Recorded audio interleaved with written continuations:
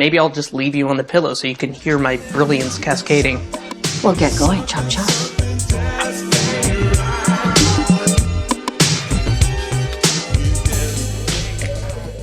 Welcome to the Dark Times channel. And so here we go again, back with another one.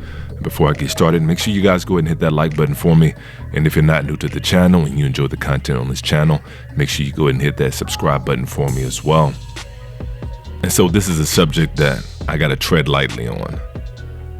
And I gotta do my best to try to tiptoe around some of the more intricate details of this story. And I'm gonna do the best that I can. But it's also, unfortunately, a story that is all too common, especially as it pertains to the racial dynamic of this particular situation. And phone sex is phone sex. We all like to get a little freaky from time to time. This job is nasty. Yeah, I'm licking your balls.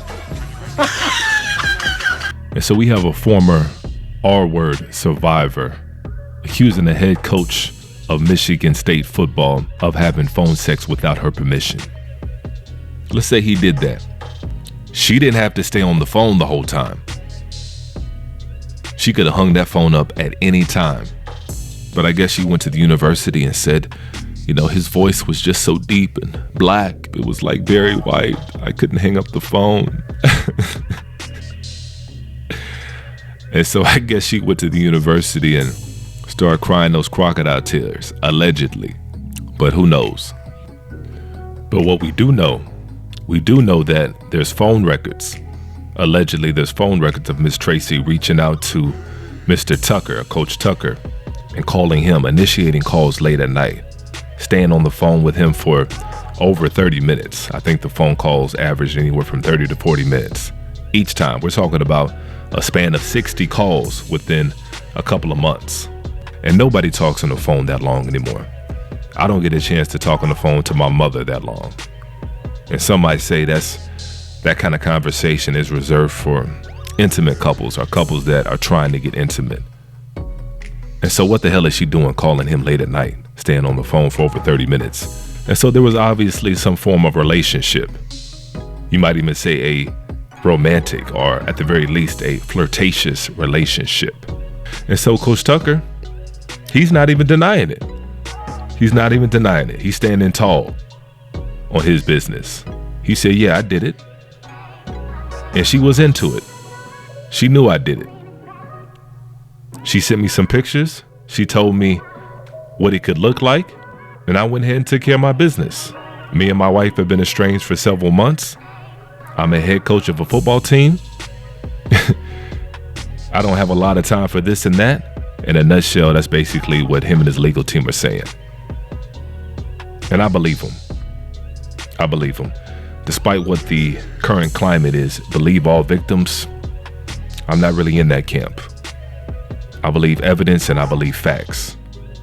And the fact of the matter is they suspended this coach without any investigation, without any formal investigation, on her word alone. And of course, there's no evidence to substantiate what she's saying because we're talking about a phone call. Unless the phone call was recorded, it's going to be her word versus his.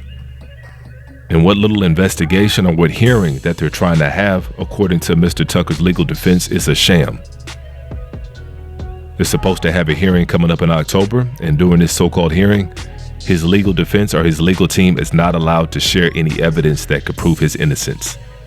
And she's not required to testify under oath. And so Mr. Tucker is like, what's going on? He's like, what the hell is going on? And some might say it's the university's way of trying to get out of that $90 million contract. Mr. Tucker's got a 10-year, $90 million contract. And maybe the university had buyer's remorse, allegedly. And so some might say that the university could be using this as a loophole to try to get out of that contract.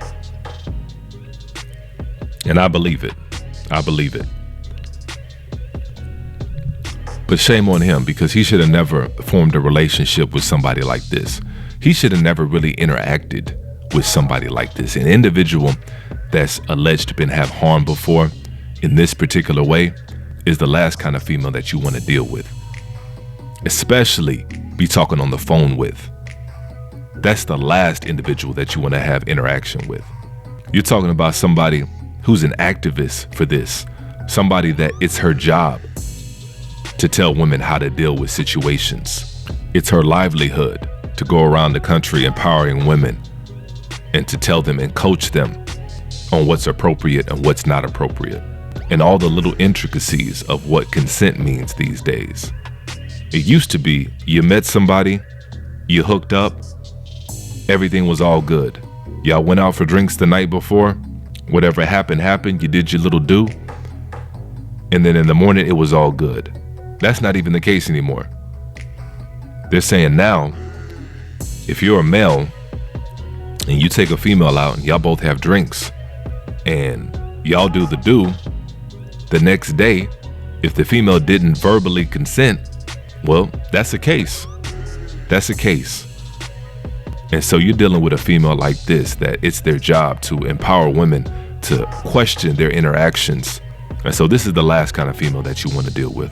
And so, like I said, it's an unfortunate situation, but hopefully it plays out in Coach Tucker's favor. Hopefully he can get his money. Hopefully he can get his bag, because nobody deserves to lose their job on allegations, especially ones like this. Silly allegations like this. I'm gonna call it for what it is. It's a silly allegation. Because if something like this can cause a man to lose a $90 million contract, it's open season. And somebody like a Deion Sanders better watch out. Because I'm looking at those sidelines on Saturdays, and there's a lot more females walking around on those sidelines that's on the staff, and you never know, anything could happen. And so if something like this can cause a coach to lose a $90 million contract, then it's going to be open season. And so we'll see how it plays out, but let me know how y'all feel in the comment section on this one. And as usual, peace, chaos.